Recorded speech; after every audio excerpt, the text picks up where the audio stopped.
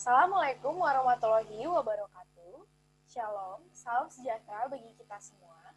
Pada kesempatan kali ini, kami akan mempresentasikan mengenai mata kuliah Akuntansi Keuangan Menengah 1 yang dibimbing oleh Bapak Dr. Sparta, SE, ME, AK, CA. Pada presentasi kali ini disusun oleh saya, Maria Angelika. Saya Harley Boy Pimantoro. Dan saya Muhammad Aris Alwarid. Baik, pada slide pertama mengenai penyusunan metode alokasi biaya akan dibahas oleh saya. Penyusunan sendiri adalah proses akuntansi yang mengalokasikan biaya aset berwujud ke beban secara sistematis dan rasional pada periode yang diharapkan memperoleh manfaat dari penggunaan aset.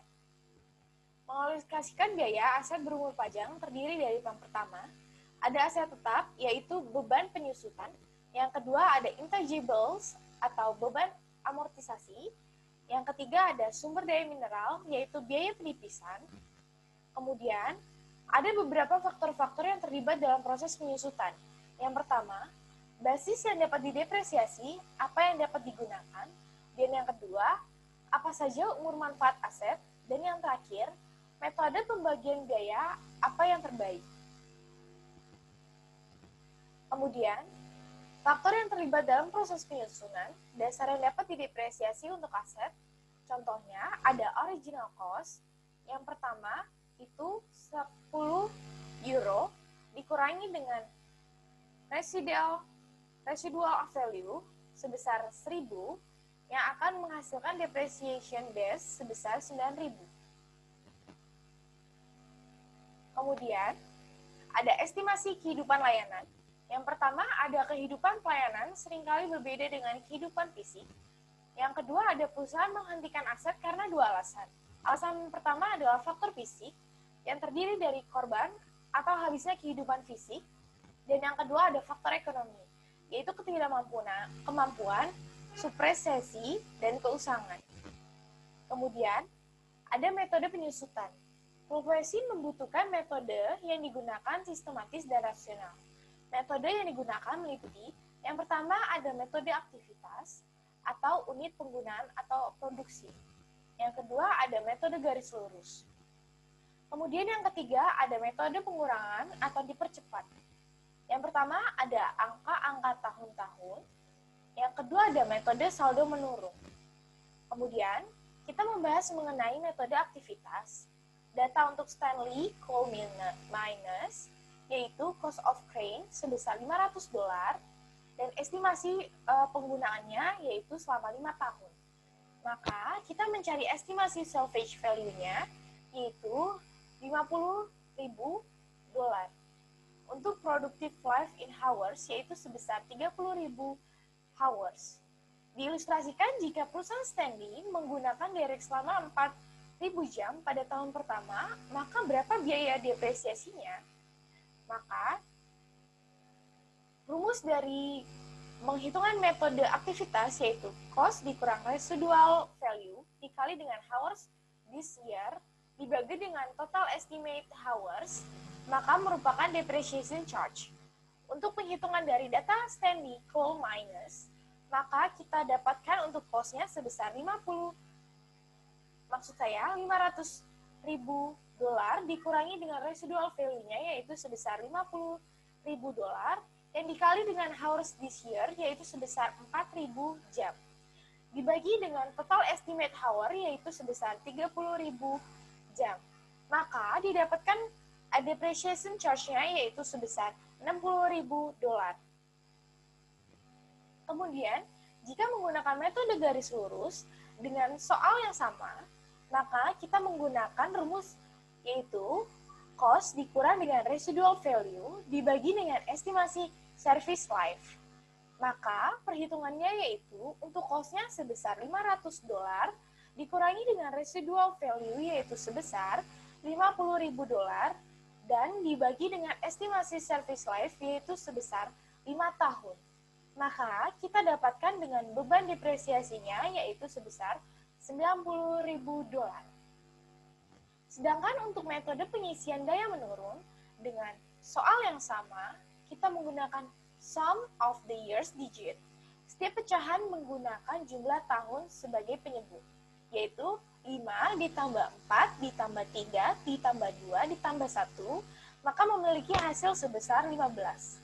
Pembilang adalah jumlah tahun perkiraan sisa hidup pada awal tahun. Maka, alternate sum of the years calculation yaitu N dikali dengan N ditambah 1 dibagi dengan 2. Kita menggunakan N-nya sebesar 5, yaitu 5 dikali 5 ditambah 1 dibagi dengan 2. Maka hasilnya adalah 15. Maka metode saldo murni yaitu menggunakan tingkat depresiasi dalam bentuk persentase yang merupakan kelipatan dari metode garis lurus. Dan yang kedua, tidak mengurangi nilai sisa dalam menghitung dasar depresiasi. Depreciation rate dalam persentase adalah multiple atau perkalian dari straight line method. Kemudian, masalah depresiasi lainnya, yaitu penyusutan komponen. IFRS mensyaratkan bahwa setiap bagian dari properti, pabrik, dan peralatan yang signifikan terhadap total biaya aset harus disusutkan secara terpisah. Untuk selanjutnya, akan dibahas oleh Saudara Harley Bayu.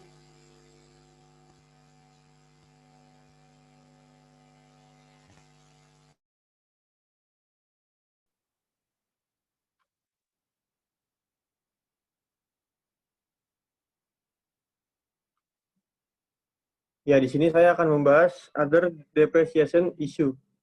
Depreciation and partial period. Bagaimana seharusnya perusahaan menghitung depresiasi untuk periode parsial. Perusahaan menentukan biaya penyusutan untuk setahun penuh dan kemudian.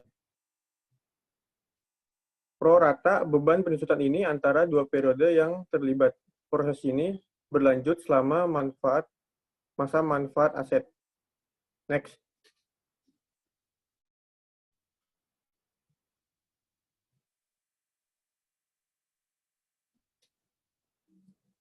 Selanjutnya ada depreciation and replacement of PP&E. Apakah depresiasi menyediakan keluar saat ini?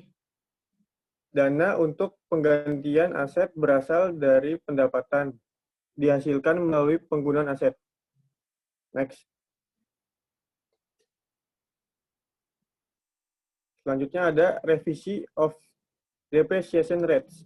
Bagaimana seharusnya perusahaan menangani revisi tarif depresiasi. 1. Diperhitungkan dalam periode saat ini dan masa mendatang. 2. Tidak ditangani secara retrospektif. Terakhir, tidak dianggap kesalahan atau item luar biasa. Next. Selanjutnya ada recognizing impairments. Aset berwujud berumur panjang mengalami penurunan nilai ketika perusahaan tidak dapat memulihkan nilai tercatat aset, baik melalui penggunaan atau penjualannya. Setiap tahun, perusahaan meninjau aset untuk mencari indikator penurunan nilai, yaitu penurunan kemampuan menghasilkan kas dari aset melalui penggunaan atau penjualan. Next.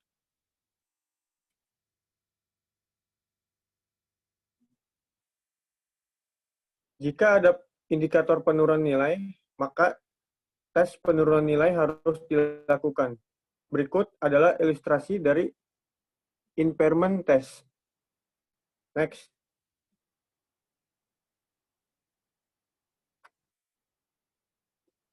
Selanjutnya ada cash generating unit. Ketika tidak mungkin untuk menilai penurunan nilai aset tunggal, karena aset tunggal menghasilkan arus kas hanya dalam kombinasi dengan aset lain. Perusahaan mengidentifikasi kelompok aset terkecil yang dapat diidentifikasikan yang menghasilkan arus kas terlepas dari arus kas dari aset lain. Next.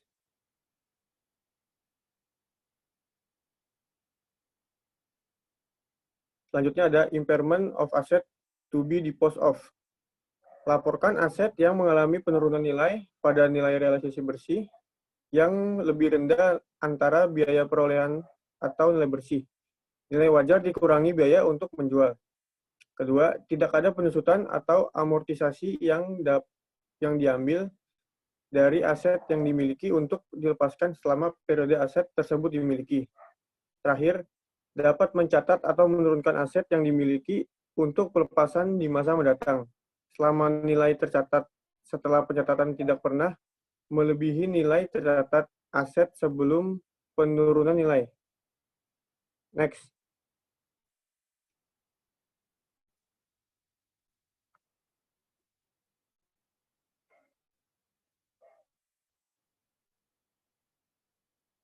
Berikut adalah ilustrasi dari Graphic of Accounting for Impairments. Next.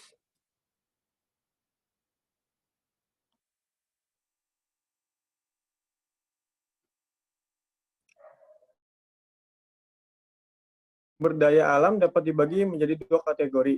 Yang pertama ada biological asset, timberland, fair value apports.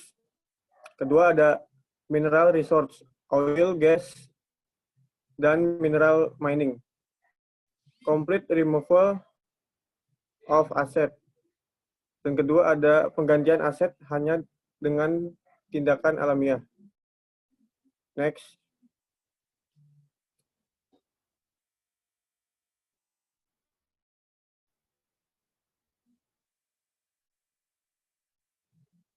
Selanjutnya ada establishing a depletion base.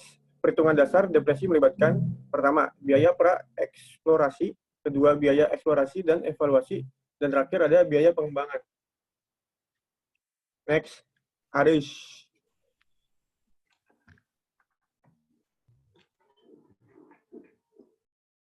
Sekarang masuk ke penghapusan biaya sumber daya. Biasanya, perusahaan menghitung depresi dengan metode unit produksi atau pendekatan aktivitas. Depresi adalah fungsi dari jumlah unit yang diekstraksi selama periode tersebut.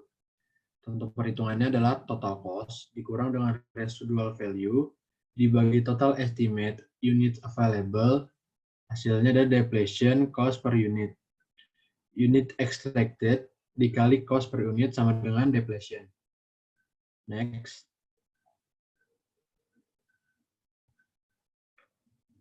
Memperkirakan cadangan yang dapat dipulihkan. Sama seperti akuntansi untuk perubahan estimasi.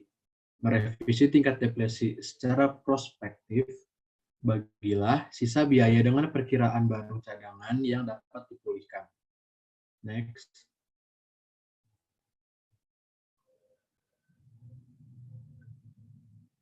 Penyajian laporan keuangan.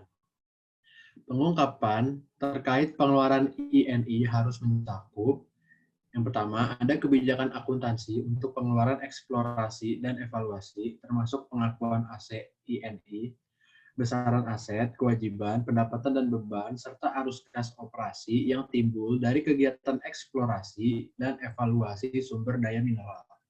Next.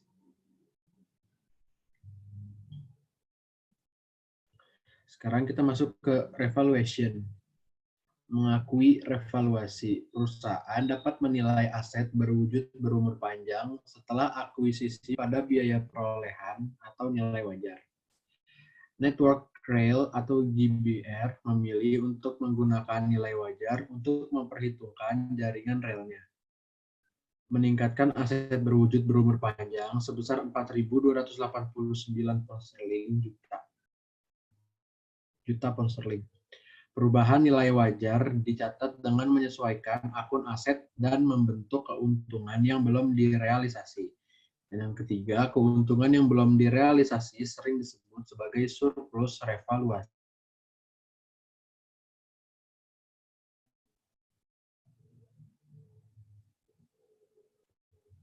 Recognizing revaluation, masalah revaluasi. Perusahaan dapat memilih untuk menilai hanya satu kelas aset, misalnya bangunan, dan tidak menilai kembali aset lain seperti tanah atau peralatan. Jika perusahaan hanya memilih gedung.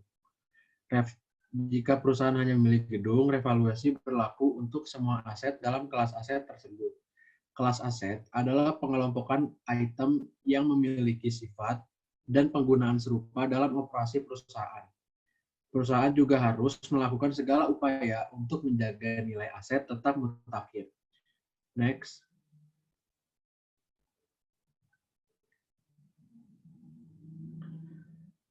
Presentasi properti, pabrik, peralatan, dan sumber daya mineral.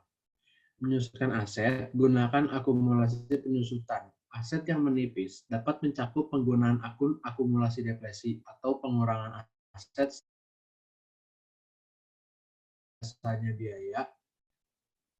Kemudian ada janji, hak gadai, dan komitmen lainnya. Next.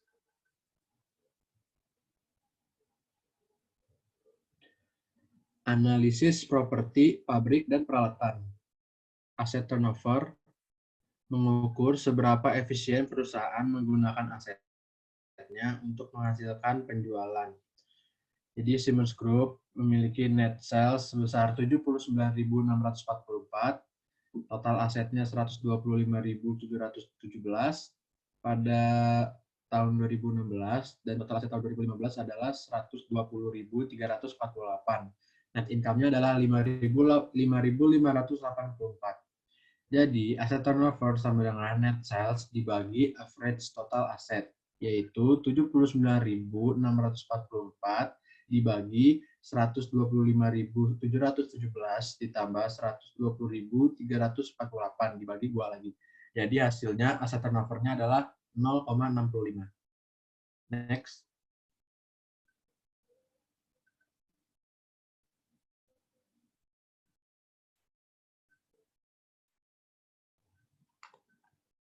Next.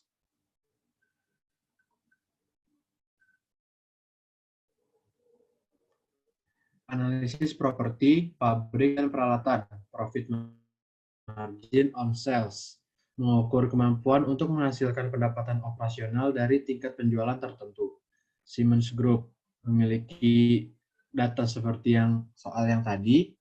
Jadi, profit margin on sales sama dengan net income dibagi dengan net sales. Jadi, 5.584 dibagi 79.644. Hasilnya adalah 7,0%. Next.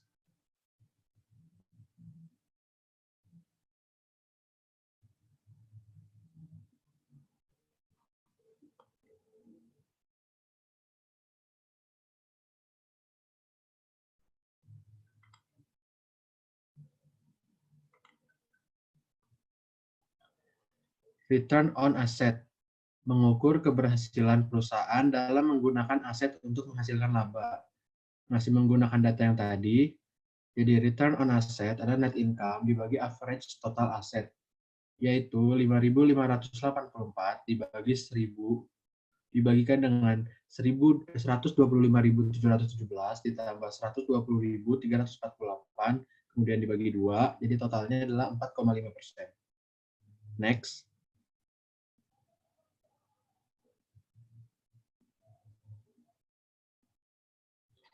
Presentation and analysis. Dengan menghubungkan margin laba atas penjualan dengan perputaran aset, kita dapat memastikan seberapa menguntungkan perusahaan menggunakan aset selama periode tertentu.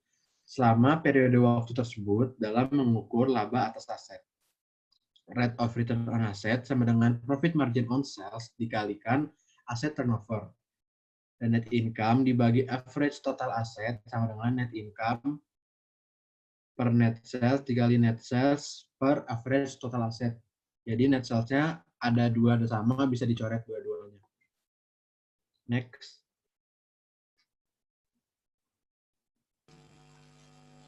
Baik, kami akan membahas mengenai contoh soal yang terdiri dari 4 soal. Untuk soal yang pertama,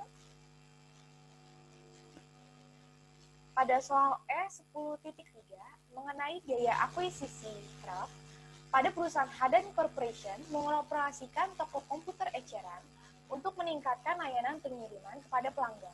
Perseroan memiliki 4 truk pada 1 April 2019. Syarat-syaratnya seperti di bawah ini. Untuk truk pertama memiliki daftar harga $15.000 dan diperoleh pembayaran tunai sebesar $13.900, dan untuk truk kedua memiliki daftar harga $20.000 dan diperoleh dengan uang muka tunai sebesar $2.000 dan wesel tanpa bunga dengan nilai nominal sebesar $18.000. Wesel tersebut jatuh pada tanggal 1 April 2020. Maka perusahaan Haddad biasanya harus membayar bunga sebesar 10% untuk pinjaman semacam itu dan dealer memiliki tingkat pinjaman tambahan sebesar 8%. Sedangkan untuk truk ketiga memiliki daftar harga sebesar $16.000 diperoleh dengan imbalan sistem komputer yang dibawa oleh perusahaan Haddad dalam persediaan. Sistem komputer berharga sebesar $12.000 dan biasanya dijual oleh perusahaan Haddad seharga $15.200. Perusahaan Haddad menggunakan sistem persediaan perpetuan. Sedangkan untuk truk yang keempat memiliki daftar harga sebesar $14.000 yang diakuisisi dengan imbalan sebesar 1.000 saham biasanya di perusahaan Haddad.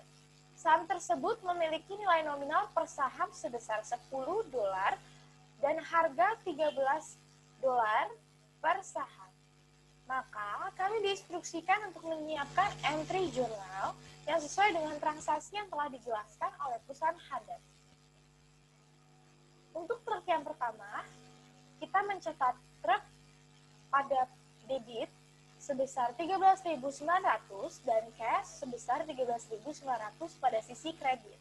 Untuk truk yang kedua, dicatat truk pada debit sebesar $18.364 yang didapatkan dari PV dari $18.000 yang dikali dengan 10% untuk 1 tahunnya. Maka $18.000 dikali dengan 0,90909 yaitu hasilnya $16.364. Maka $16.364 tersebut ditambahkan dengan 2.000 yang didapatkan menjadi $18.364. Maka pencatatannya truk pada debit dan cash sebesar 2.000 pada kredit dan notes payable sebesar $16.364 pada sisi kredit. Sedangkan untuk truk yang ketiga, truk dicatat sebelah debit sebesar $15.200 dan cost of goods sold sebesar $12.000 pada sisi debit dan inventory sebesar $12.000 pada sisi kredit dan sales sebesar $15.200 pada sisi kredit. Catatan untuk instruksi yaitu harga jual atau ecer, sistem komputer pada truk ketiga tampaknya menjadi ukuran yang lebih baik untuk nilai wajar dari pertimbangan yang diberikan daripada harga jual truk sebagai ukuran nilai wajar dari imbalan yang diterima untuk truk. Kendaraan seringkali dijual dengan harga di bawah harga jual. Sedangkan untuk soal terakhir pada nomor keempat, yaitu truk 4 dicatat pada sisi debit sebesar $13.000 dan share capital ordinary sebesar $10.000 pada sisi kredit dan share premium ordinary sebesar $3.000 yang dicatat pada sisi kredit. Hasil tersebut merupakan dari 1.000 shares dikali dengan $13 yang mendapatkan hasil $13.000 dan $13.000 tersebut dikurangi dengan $10.000 oleh par value. Untuk soal kedua akan dijelaskan oleh Saudara Harli Bayu.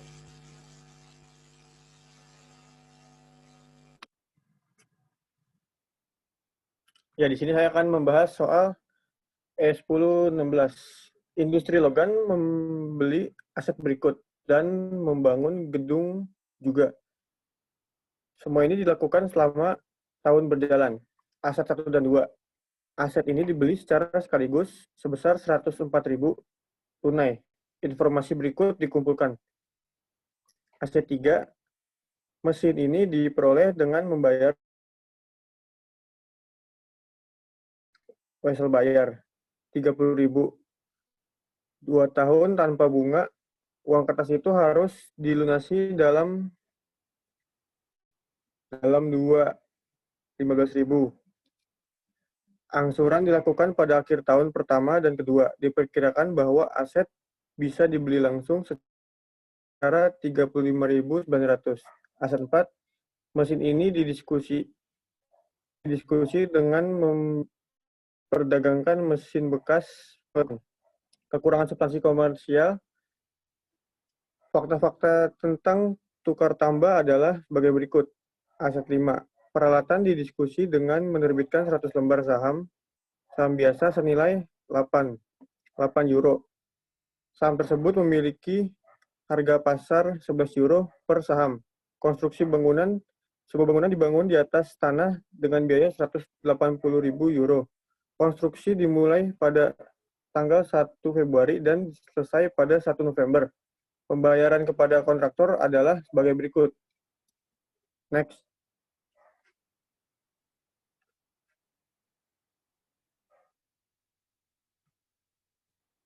Untuk membiayai pembangunan gedung, pinjaman konstruksi sebesar 600.000 euro, 12% telah diambil. Keluar pada tanggal 1 Februari. Pinjaman tersebut telah dilunasi pada tanggal 1 Februari. Perusahaan memiliki 200.000 euro utang terutang lainnya sepanjang tahun dengan tingkat pinjaman 8%. Instruksinya, catat akuisisi masing-masing aset ini, beban bunga untuk tahun ini tercatat.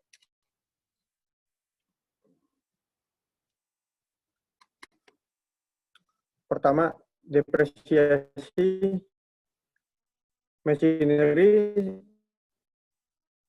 90.000, persentasenya 90 per 120, lumsumnya 104.000, value on books-nya sebesar 78.000. Lalu selanjutnya ada office equipment sebesar 30.000, persentasenya 30 per 120, lumsumnya sebesar 104.000 dan value on books-nya sebesar 26.000. Lalu total dari R partialnya sebesar 120.000.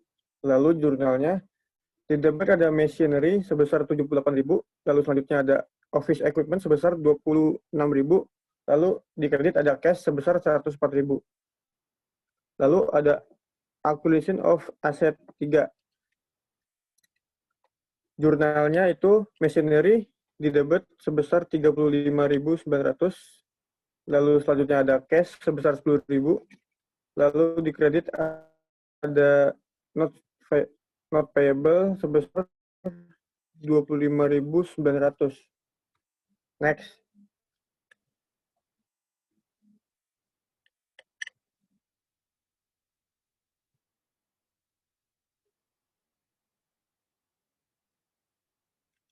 Lalu selanjutnya ada acquisition of ada machinery sebesar 54.000 didapat dari 70.000 dikurang 16.000. Lalu selanjutnya ada accumulated depresiasi sebesar 36.000, lalu selanjutnya ada cash sebesar 10.000, lalu terakhir ada di kredit machinery sebesar 100.000. Lalu selanjutnya ada akuisisi of asset 5, jurnalnya itu office equipment sebesar 1.100 didapat dari 100 dikali $11 per share. Lalu di kredit ada share capital ordinary sebesar 800, lalu terakhir ada share premium ordinary sebesar 300. Next.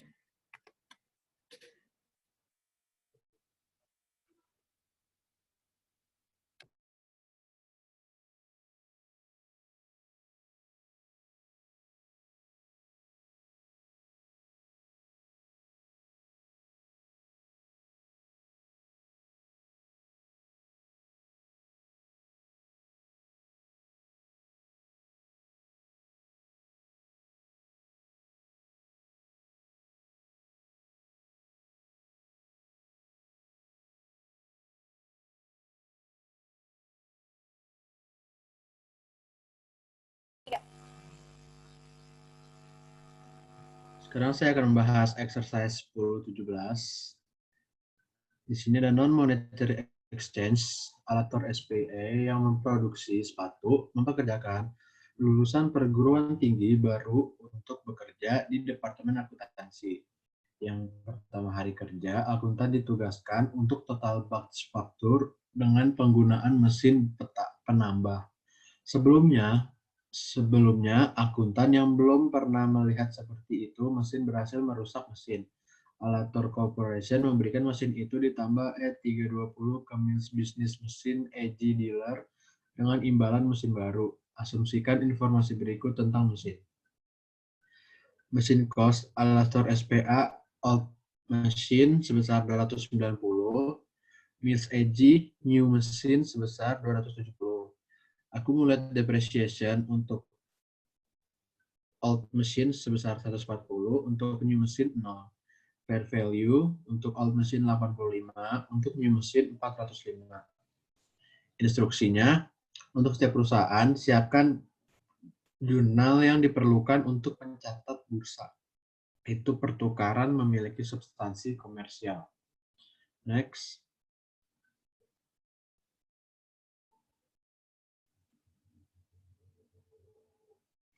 Jawabannya adalah Alator Corporation, mesin sebesar 320 ditambah 85, jadi di debit 405. Accumulated depreciation sebesar 140. Loss on disposal of machine sebesar 65 didapat dari 150 dikurang 85.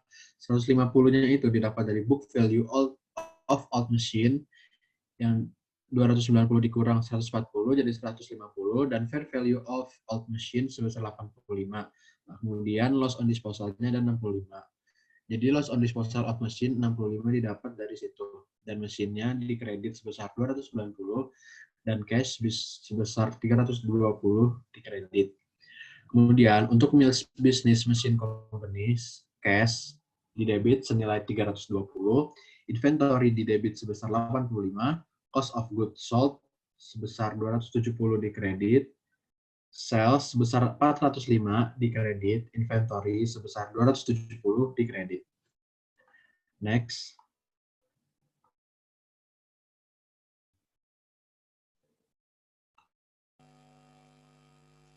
Baik, kita akan membahas untuk soal P10.3 mengenai klasifikasi tanah dan biaya bangunan pada perusahaan Spitfire dimulai sebagai perusahaan pada tanggal 2 Januari 2020.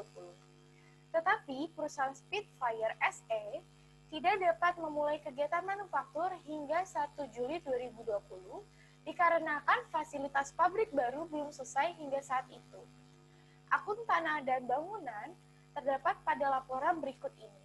Pada Januari 31 untuk land and building sebesar 160 euro dan Februari 28 cost of removal of building sebesar 9.800 euro. Untuk Mei pertama ada partial payment of new construction sebesar 60.000 euro dan Mei pertama ada legal fees paid sebesar 3.770 dan Juni pertama ada second payment on new construction sebesar 40.000 euro dan ada insurance premium sebesar 2.280 euro dan special tax assessment sebesar 4.000 euro. Sedangkan untuk Juni terakhir ada general expense sebesar 36.300 dan Juli pertama ada final payment on new construction sebesar 30.000 euro dan pada akhir Desember yaitu ada asset write up sebesar 53.800 dan kita jumlahkan semuanya sehingga menjadi 399.950. Kemudian pada Desember terakhir ada depresiasi untuk tahun 2020 sebesar 1%, yaitu 4.000 euro, maka account balance pada akhir tahun 2020 yaitu sebesar 395.950. Untuk informasi tambahannya, ada yang pertama, untuk memperoleh tanah dan bangunan, perusahaan membayar 80.000 euro tunai dan 800 saham dari 8% saham preferensinya dengan nilai nominal 100 per saham euro.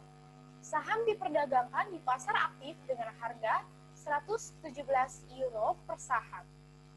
Untuk informasi kedua, ada biaya pemindahan bangunan tua sebesar 9.800 euro dan perusahaan pembongkaran menahan semua bahan bangunan.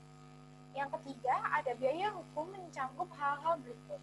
Untuk cost of organization ada 610 dan examination of title covering purchase of land ada 100, maksud saya 1.300, dan legal work in connection with construction contract yaitu 1.860 jika dijumlahkan menjadi 3.770. Dan informasi yang keempat ada premi asuransi menutupi bangunan untuk jangka waktu 2 tahun mulai dari tanggal 1 Mei 2020. Dan informasi yang kelima ada kajian pajak khusus mencangkup perbaikan jalan yang bersifat permanen, dan yang keenam ada biaya umum meliputi berikut ini untuk periode dari 2 Januari 2020 hingga 30 Juni 2020. Untuk informasi selanjutnya akan dijelaskan oleh Saudara Harli Bayu.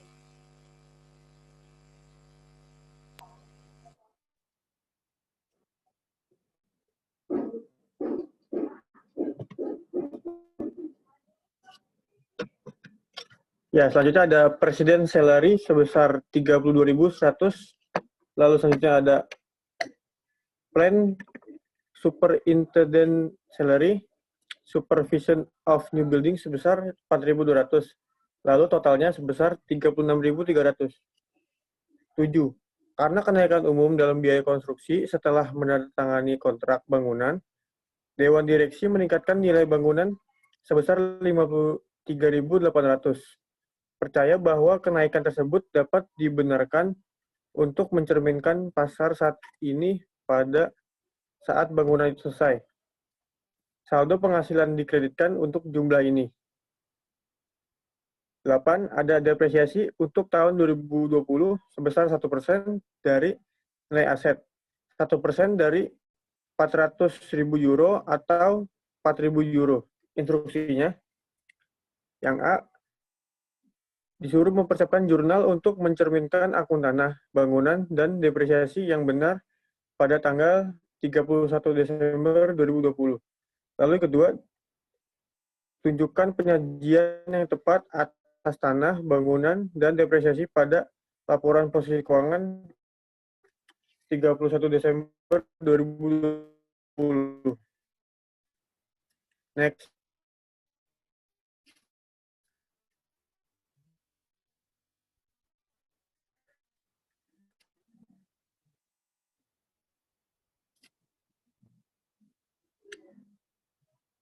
Yang A, pertama ada land sebesar 188.700,